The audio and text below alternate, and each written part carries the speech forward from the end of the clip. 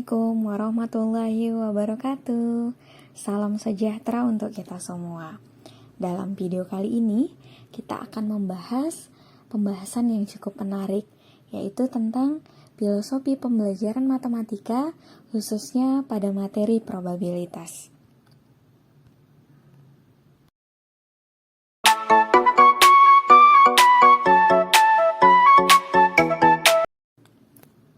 Tentunya teman-teman sudah pada tahu kan apa itu probabilitas?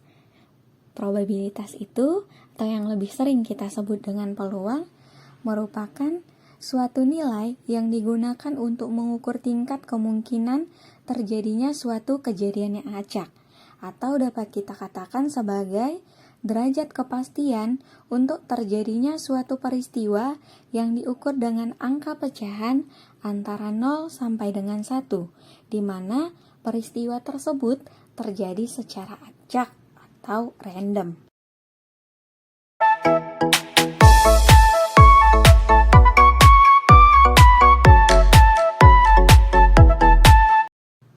Baiklah teman-teman, yang selanjutnya kita bahas yaitu tentang terminologi probabilitas, yang mana di dalamnya terdapat eksperimen.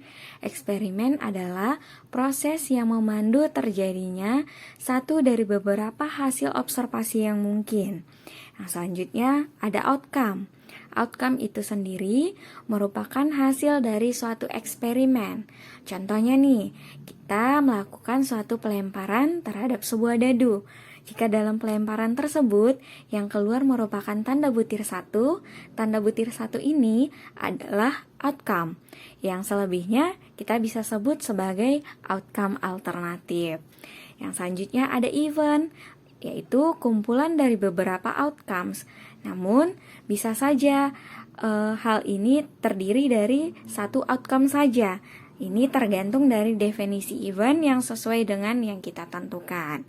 Yang selanjutnya ada mutually exclusive, yaitu suatu event dikatakan mutually exclusive jika pemunculan pada suatu saat tidak bisa bersamaan dengan pemunculan event lain. Untuk lebih mudah memahaminya, saya berikan contoh ya teman-teman. Misalnya kita melakukan pelemparan pada sebuah koin. Nah, dalam koin itu sendiri kan ada head dan tail. Nah, head dan tail itu tidak akan muncul bersamaan pada waktu yang sama.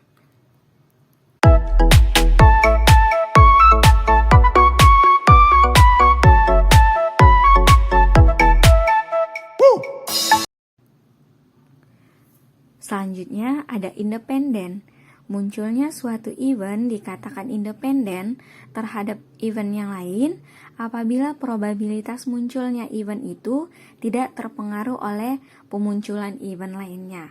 Contohnya, munculnya head pada pelemparan pertama, sebuah koin tidak akan mengubah besarnya probabilitas munculnya head atau tail pada pelemparan yang kedua. Selanjutnya ada dependen. Suatu event yang pemunculannya tergantung dari pemunculan event lain. Contohnya teman-teman bisa kita buat, jika Nanda sakit, maka tidak akan ke kantor. Atau jika terjadi angin yang kencang, maka akan turun hujan.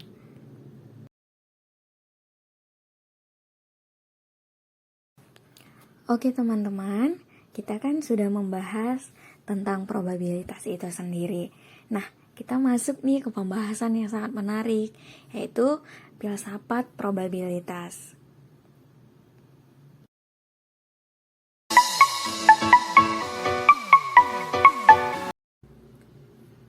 Probabilitas itu sendiri memiliki 3 konsep utama.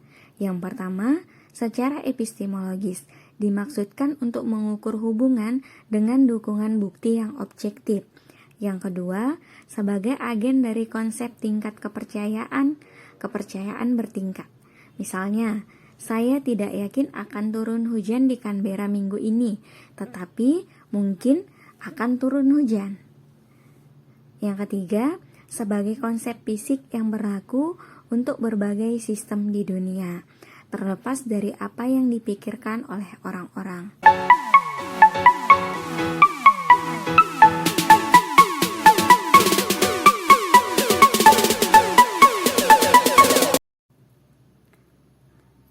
probabilitas klasik, menurut De Moivre, jika kita menyusun pecahan yang pembilangnya adalah jumlah peluang terjadinya suatu peristiwa dan penyebutnya adalah jumlah semua peluang yang dapat terjadi atau gagal, pecahan itu akan menjadi petunjuk yang tepat dari kemungkinan kejadian.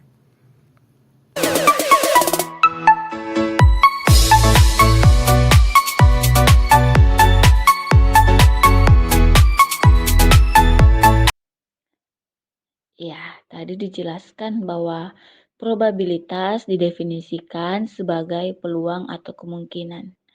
Nah, di sini teori peluang terdiri dari mereduksi semua peristiwa sejenis menjadi sejumlah kasus yang sama-sama mungkin, yaitu menjadi kasus-kasus yang keberadaannya sama-sama tidak pasti. Dan dalam menentukan jumlah kasus yang mendukung peristiwa ini, kemungkinannya dicari. Nah, rasio dari angka ini dengan semua kasus adalah ukuran dari probabilitas. Tadi dijelaskan bahwa contohnya itu adalah pecahan, di mana pecahan itu ada pembilang dan ada penyebutnya. Nah, pembilang di sini sebagai jumlah kasus yang menguntungkan dan penyebutnya di sini sebagai jumlah semua kasus yang mungkin.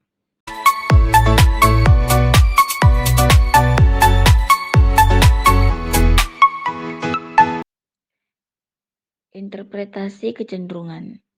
Interpretasi kecenderungan di sini menganggap bahwa probabilitas sebagai properti objektif dalam dunia nyata.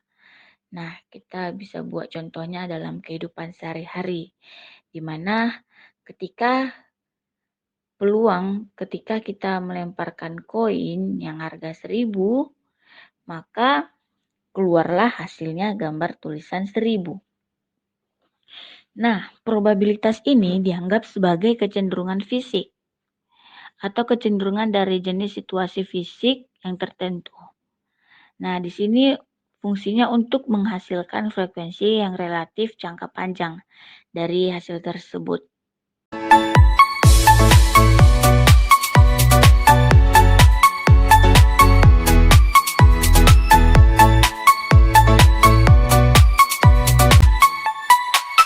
Popper. Nah, Popper di sini mendefinisikan arti dari probabilitas, di mana ketika sebuah dadu dilempar dengan angka yang habis dibagi 3, maka hasilnya sepertiga. Nah, pernyataan di sini benar bahwa dadu memiliki calon atau pasangan, yang berarti menyatakan bahwa ia memiliki properti, ibarat kebiasaan-kebiasaan yang dimiliki seseorang.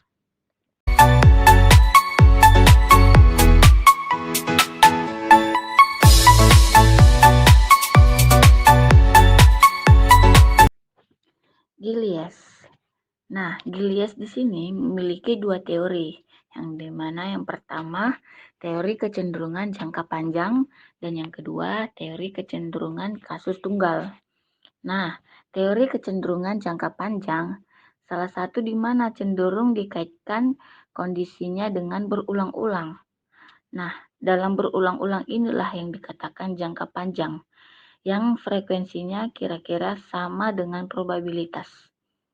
Dan yang kedua, teori kecenderungan kasus tunggal, di mana cenderung dianggap menghasilkan hasil tertentu pada kesempatan tertentu.